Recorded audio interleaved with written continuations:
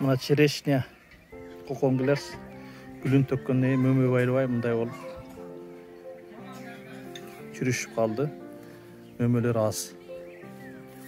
Ушундай эле мындай жалбырагы дагы мындай солугансып,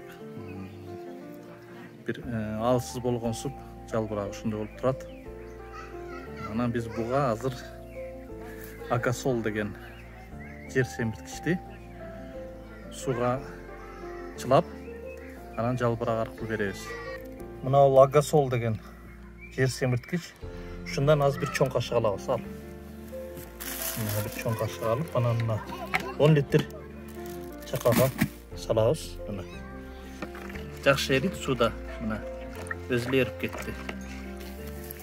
Мына Агасол жер семирткичин kokongilерске берип атабыз. Жакшы жыйынтык болот деп үмүттөнөбүз.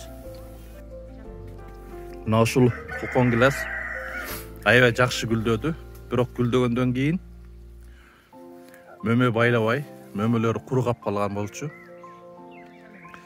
Анан биз ушул kokongilерске Агасол препаратын бердик.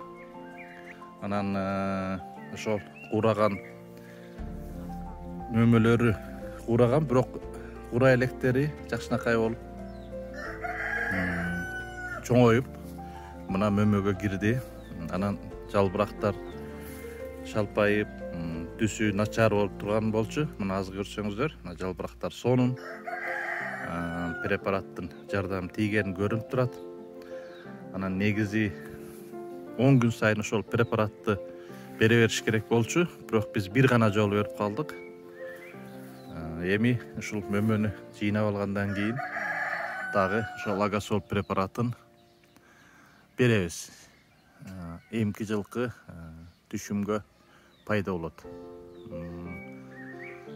Мына мөмөсү жакшынакай, оору жок. Мөмөлөр бүтүн, курт жок. Жакшынакай болуп бышып атат. Мурункудай көп эмес, бирок ошентсе дагы быйыл өзү жегенге боло турган болуп